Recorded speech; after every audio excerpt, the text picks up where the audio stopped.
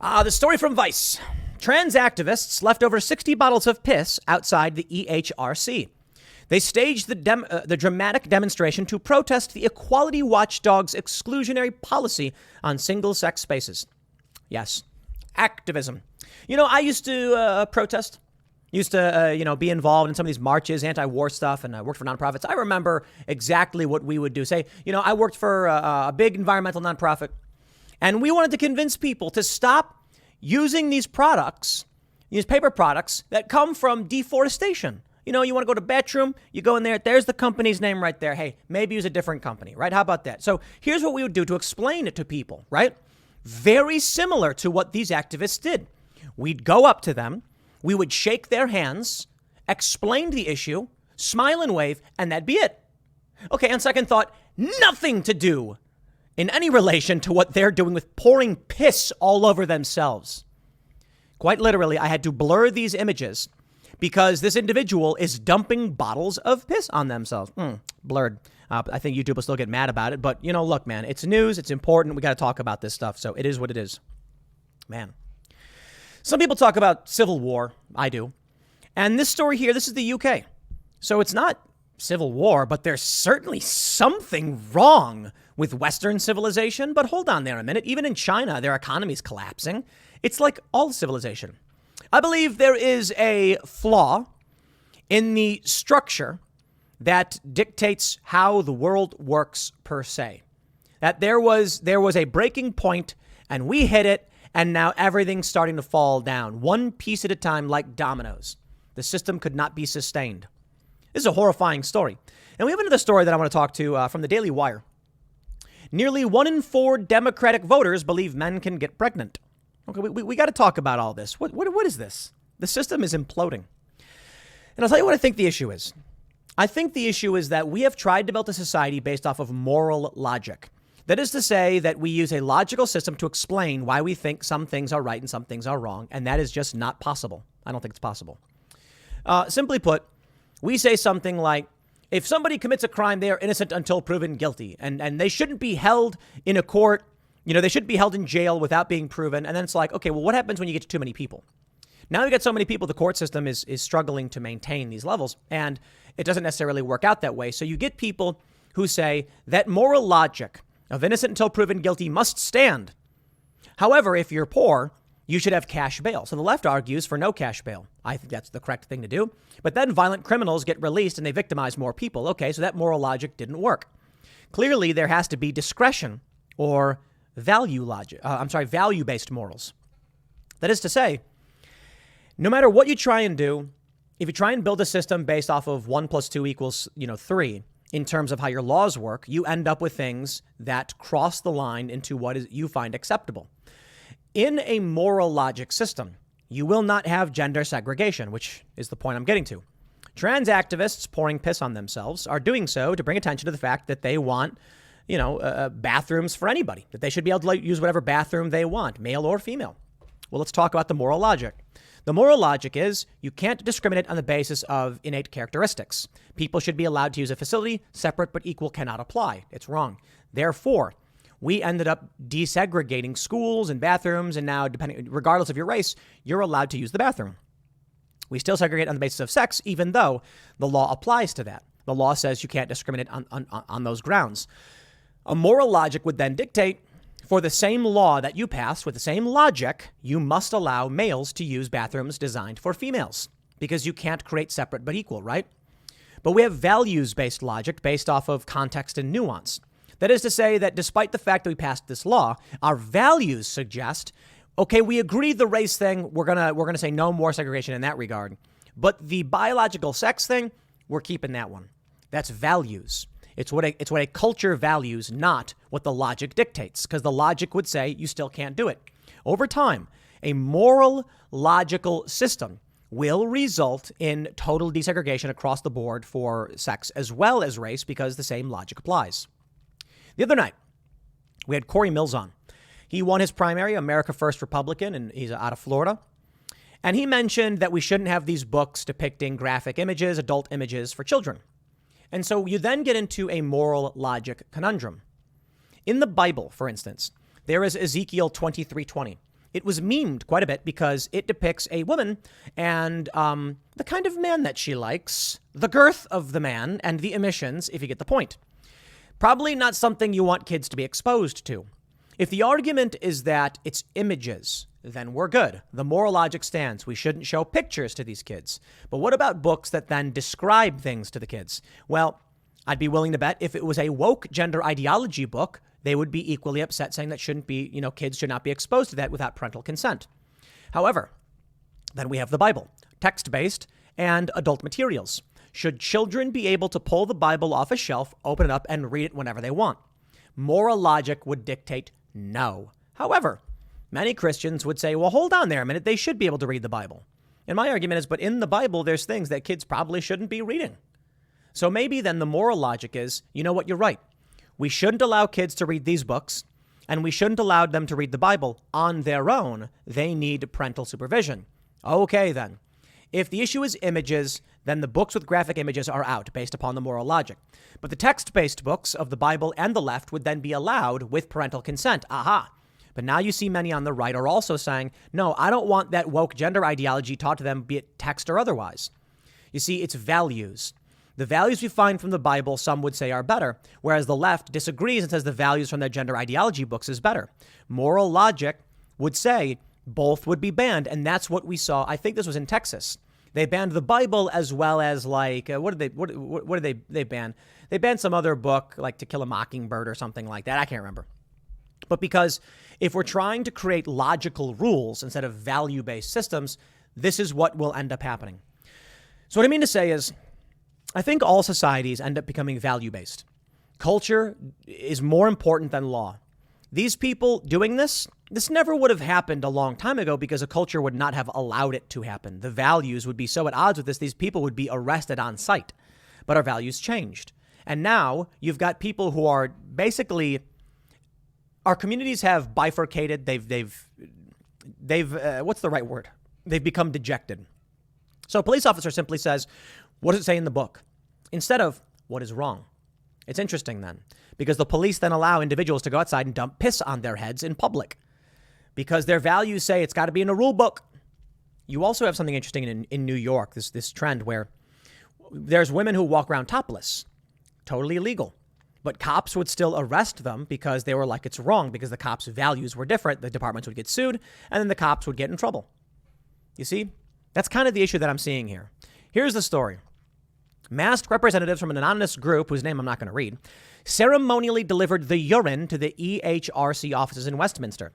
One member pissed herself, in a gown, before pouring bottles of urine on herself and the pavement outside the building, all while shouting the EHRC has blood on its hands and piss on its streets.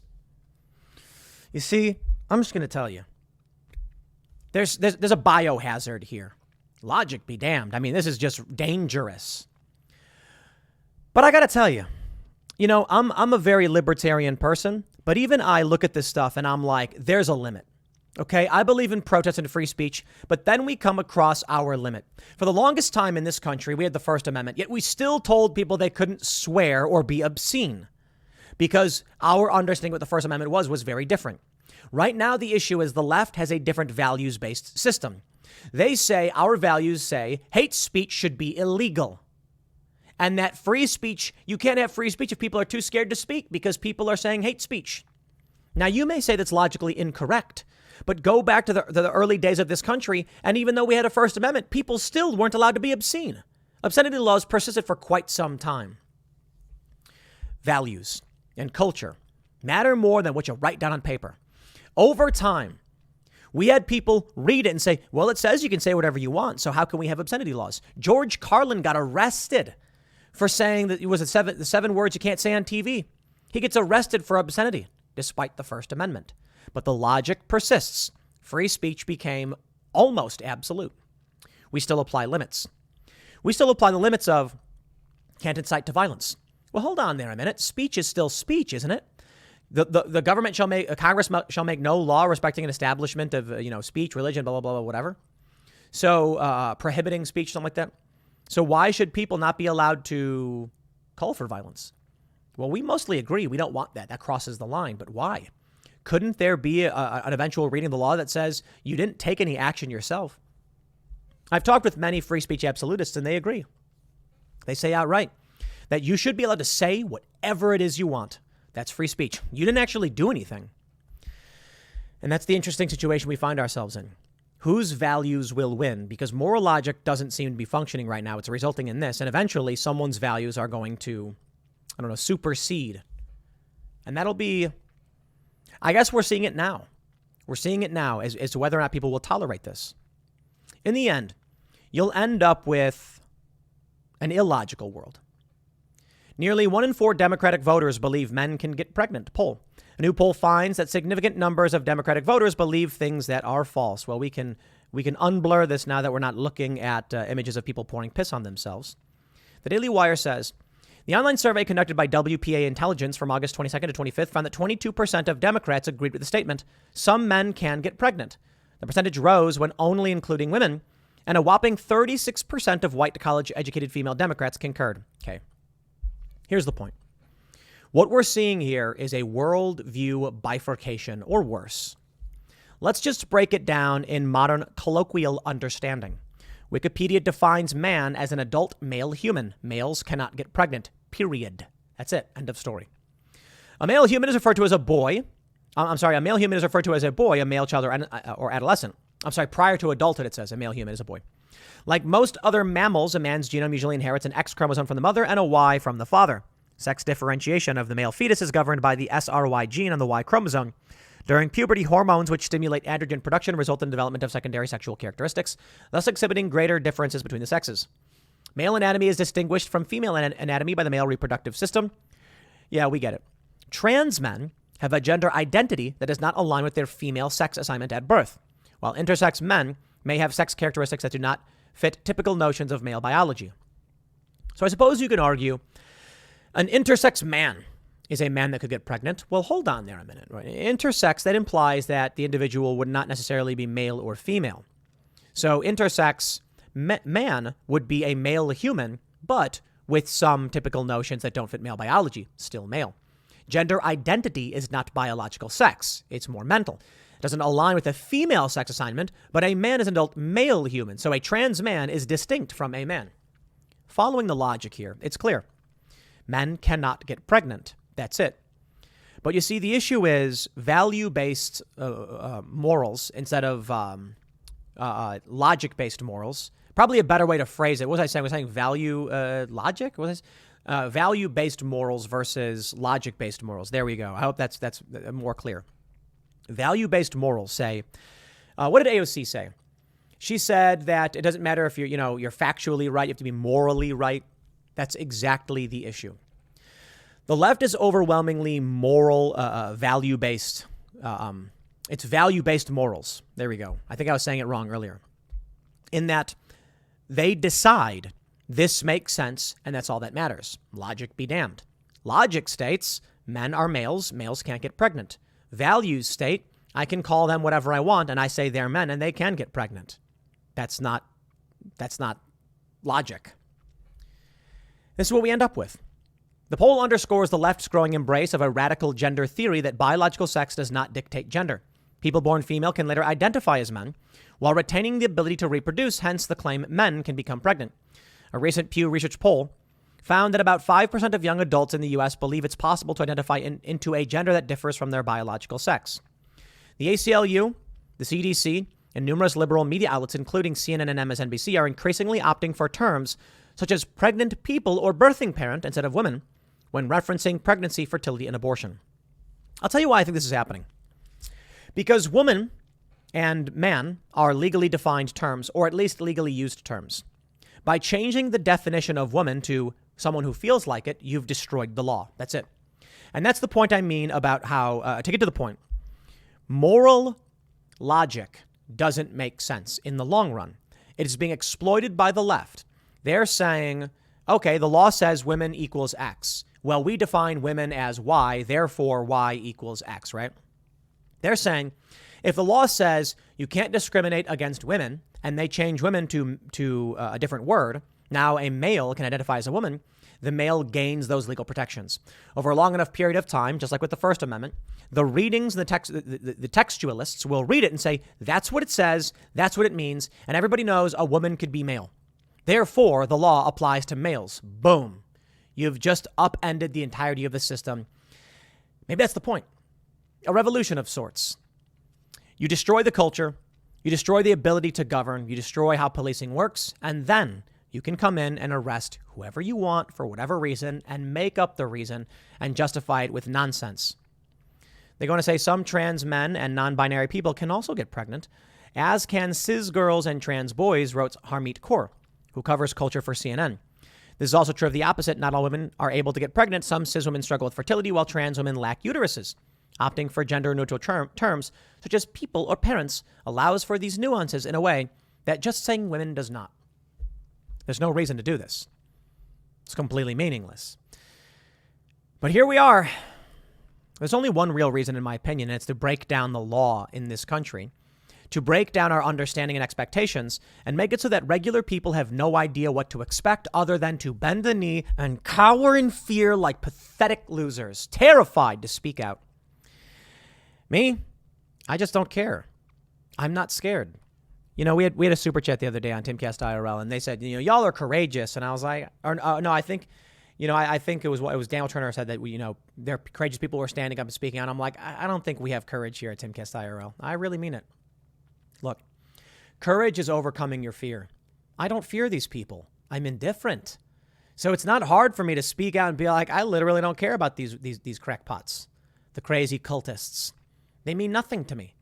I do not fear speaking out against them. I'm not worried about it. And it may be because I grew up in such a way where I faced hardship. Life was difficult and I had to make do. So these people literally couldn't do anything to me that I haven't already experienced or worse. Not to mention going through hostile environment training, actually being detained by various police departments, having anarchists in Turkey hold Molotov cocktails up to my face. You know, I've been through some stuff where I'm just kind of like, I don't fear these people at all. Now, there are people who are courageous, and those are the ones who know that they will come for you. They will try and destroy your job. And that's what we need more of. Courage. Did you think that these industries would take kindly to us invading their cultural spaces? Oh, they are roiling. They are pissed off, and I love it. Yeah. Yeah, the song we released, number 2 on Billboard. Billboard digital sales, number 2. We couldn't beat Elton John or Britney Spears, and they are stewing so angry. Because what can they do about it? It's a hard numbers chart. Now, I'll tell you this, they didn't count our YouTube numbers, but we still ended up making it in a bunch of charts, and the next song we put out is going to do even better. I don't fear them. You know, I revel in it. Their anger, the institutions, the insiders, the elitists, the scumbags. They want to control the system. They want you terrified. They want you to say things you know does not make sense, do not make sense. They want you to say, there are 5 lights. You're mistaken. There are 5. How many lights are there? There are 4 lights. No, there are 5. Say it. How many of you said it? I think I'm getting the number right.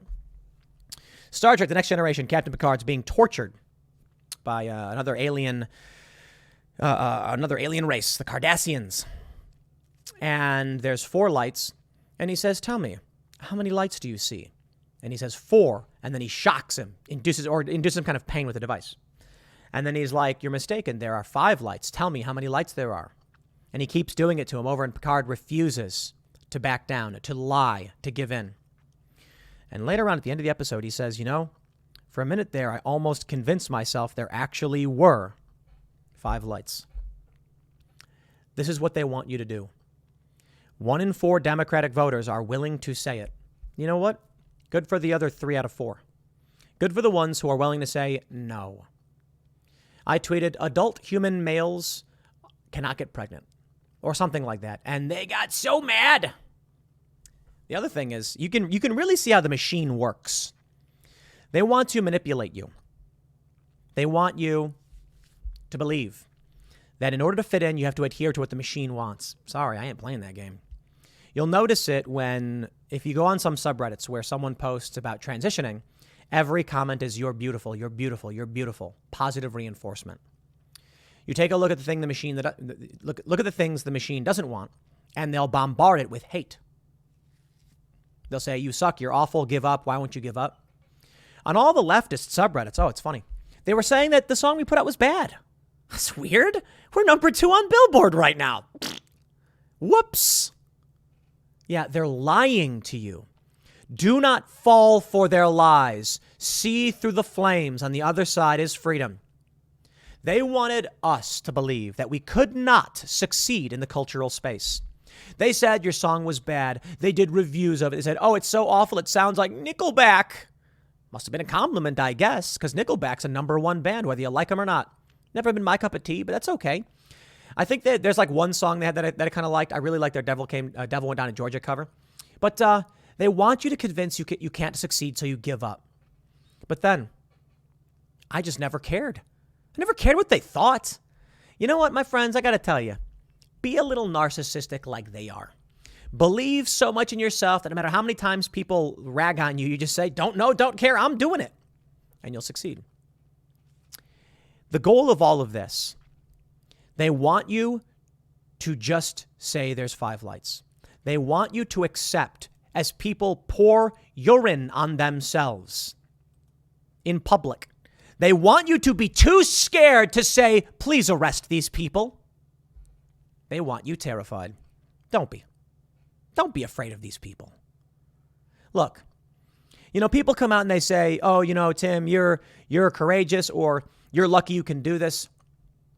Every step of the way, they have tried to throw things into the gears. They've tried to trip me up. They've smeared me and attacked me. And I just find it funny because I don't care. They've run so many fake stories about me. I just don't care. Man, just laugh about it. It's funny. People are crackpot nonsense morons. When the Daily Wire succeeds, you know what? I'll tell you this. Maybe there do have to be trailblazers, people who pave that path that you can then walk. Maybe. Well, we're doing it. If the Daily Wire can crank out some major successes, if we can get number 2 on Billboard, number 2, we couldn't beat Elton John and Britney Spears. Imagine what you can do. They can throw everything at you. They can have the biggest leftist podcast tell you you're a loser, you suck, your music's bad, and then what happens? You hit number 2 on Billboard because they're lying. They are a cult, desperate to convince you that they have power when they don't. So don't fall for it. Don't. I'll leave it there. Next segment's coming up at 4 p.m. over at youtube.com/Timcast. Thanks for hanging out, and I'll see you then.